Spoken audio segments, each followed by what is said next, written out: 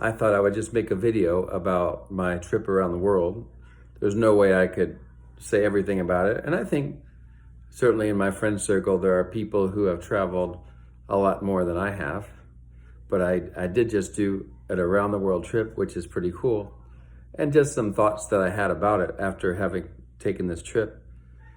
Um, Other places are really cool too. Like, I know, like, I'm very proud of my country, America, where I come from. But, and I think I've been taught that America is the greatest country in the world. And maybe there's, it's really good. It has some good things about it. And I think I also was taught that because of this, it made me think that maybe some of the other countries are not so good. But there's a lot of really nice places in this world where people have a good life. They're happy. One thing that's really interesting is there's people who make a lot less money on average than Americans, and maybe the cost of living is $1,000 a month or $2,000 a month, but they have a house and a car and nice things. They wear nice clothes. They eat good food. And it's amazing that that's possible. But there are lots of places like that. Some examples that I saw would be Budapest. I think maybe there the average person makes $2,000 a month, which would be less than our lowest state, like Alabama, or was it Mississippi? And then places in Poland, they really have a good life. It's a beautiful place. They, again, probably make on average $1,500, $2,000 a month, but they have a really rich life and beautiful people, healthy, eating good food, drive a nice car, nice place to live. And then there's cities like Tokyo, where there's a lot of older people there, because it's an aging population.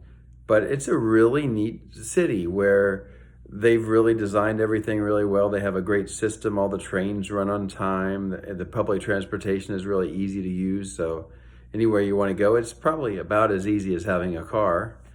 And as you get into cities that have a lot more population, they've pretty much automatically designed a travel system that makes it really easy for you to not have a car, because you can't just be having parking lots everywhere when you have so many people.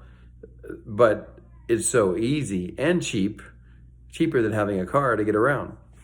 So there's so many places in the world where you just don't need a car and you can do so much. You can go nearby, far away. So that's great. Everybody warned about how dangerous China is going to be. Well, as long as you're not like some big corporate guy that is involved in maybe some secrets or high-level economic stuff, or you're not friends with some protesters from Hong Kong or something like that, and you don't go around trashing the government to everyone you talk to, it's really safe. And as a matter of fact, it's probably one of the safest places I could go to, as long as I don't do those things like, protest. As far as freedom and all that kind of stuff, freedom to speak, that's another topic. But as far as like, there's cameras everywhere, and nobody's going to commit a crime because they will be caught, So China is a very safe place to go. A place to go that's really like a vacation getaway is Thailand. And Thailand is hot, but because it's hot, they have these huge shopping malls, especially if you can get in Bangkok. If you can get along the subway system, not every stop, but most of the stops have these big shopping malls with all kinds of stuff to do. You can walk around for hours. They're air conditioned, Thailand, you can get a hotel room for $20 a night, a massage for $8 or $9 for an hour. You can live for less than $50 a day and have a great life. An apartment, if you want to rent an apartment, $200 a month. A really nice apartment, $500-600 a month. So I haven't gone that far yet, but it's like there's lots of places where you can have a really good life. Back to China or Thailand, same thing. As far as I wanted to get some dentistry done in the United States. It cost about $1,600 to fill one cavity and fix one chipped tooth. I got it done in Hangzhou, China for about $110. I mean, that's more, the savings is more than the cost of the round trip airline ticket to go over there. So that's really amazing. Another thing that I got from traveling was living out of a suitcase. You only have so many clothes, so many things, but I found like everything was very simple. And I actually learned to travel lighter, and I had to do things like hand wash my clothes sometime because there wasn't a convenient washing machine. But it's kind of neat to not have a lot of clutter. You just have your simple things and you go where you got to go, and that's it. So that was really cool. What else can I talk about? Well, I went to Ukraine. So I have friends there, software developers who, unfortunately, they're stuck there. They can't leave because they're men and they could be drafted into the army. So they have that fear that they may have to do that. But putting that aside, in Western Ukraine, it was very safe. There have been missile strikes on the power grid stuff, and I actually drove by one of the places where they had struck the factory where they make the power, and I could see it from not too far away, but it's not like they're constantly pounding these cities in the West. It's very safe over there, and I saw people's life there. They have nice houses and cars and have good jobs and a good life, but they're able to live on really less than $1,000 a month and have a good life. I hope that they'll be able to continue to do that, and hopefully the war will end. I went to the Carpathian Mountains and to a nice resort, saw some waterfalls, went ziplining, went to an underground castle restaurant and had during an air raid. They have the air raid alerts in Ukraine, even in the city of Lviv where I was, but they always have the alert, that sound, woo, that sound. And of course, it's a little eerie, but when you're with people who know what's going on, they check on Telegram. There's no missiles coming our way, and they never do. They go to other parts of Ukraine, which is terrible. But Western Ukraine was fine. So just making a comment on that. I had some different various things where I took those pictures, like on the Great Wall of China and the Eiffel Tower in Paris. Only got to spend one day in Paris. I do love all the cafes that they have in Paris outside, and they have the same thing in Budapest and Warsaw, Poland. I went to Krakow, Poland, and even in Lviv, Ukraine, that European feeling with the nice cafes outside.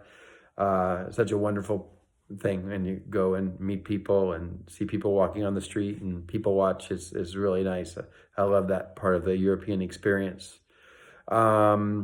So I'm sure there's a ton of other things I could talk about. Oh, I forgot about Dubai. I talk about photo ops. I went to the thing where they built the islands shaped like a palm tree out of the sea, and I went to the tallest building in the world, the Burj Khalifa. Khalifa? I don't know.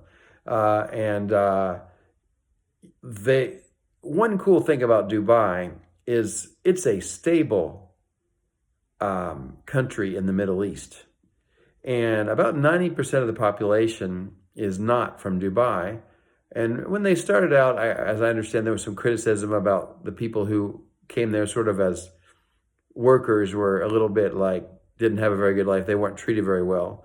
But I think in recent years, most of the people who come to live in Dubai also have a pretty good life. And what's interesting is you have that 90% of people that are coming from India, Africa, the Middle East, and all kinds of countries I met, especially like Africa, for example, just from countries I've never met people from those countries before, but they're nice people. They have a decent life, a good job, and they're doing fine.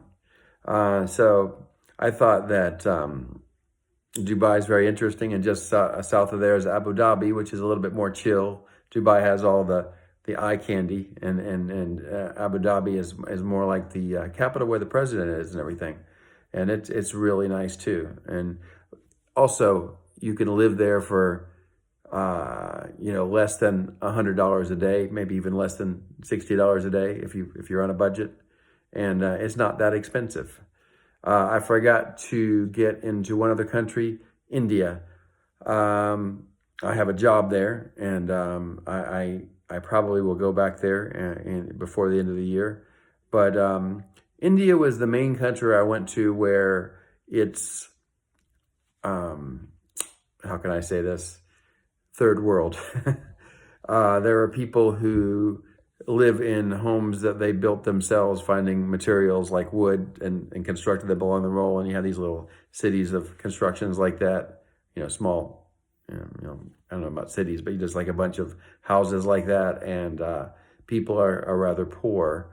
And in the city I was in, Bhubaneswar, most of the time, there was a lot of trash in places, but other places were fine. It's just something that I had to adjust to. But they're actually very family oriented. They celebrate their religious holidays. They took care of me very well, even though I was a little bit, not used to that kind of lifestyle. I see how they adapted, and they have some nice places they go, and live in nice places too. A lot of times, in the way it is, there are lots of millionaires in India, and there's a middle class in India, but they sort of wall themselves off, and they have their little area that's separate from the other area. So, but India is a country that's growing by 10% per year, and it's one of the fastest growing economies in the world. A good place to be if you want to be involved in an investment. And gosh, I mean, we have people who want to work for our company for perhaps $150 per month, full time, and they're really happy to have their job, and they have a college education. And so, it's just hard to imagine what that would be like if you've never gone to that country and seen what their life is like. But they're very hopeful, and things are looking up. So I did get food poisoning in India once, but they took really good care of me, and I was done with it in 48 hours. It was sort of an accident the way I got that happened to me.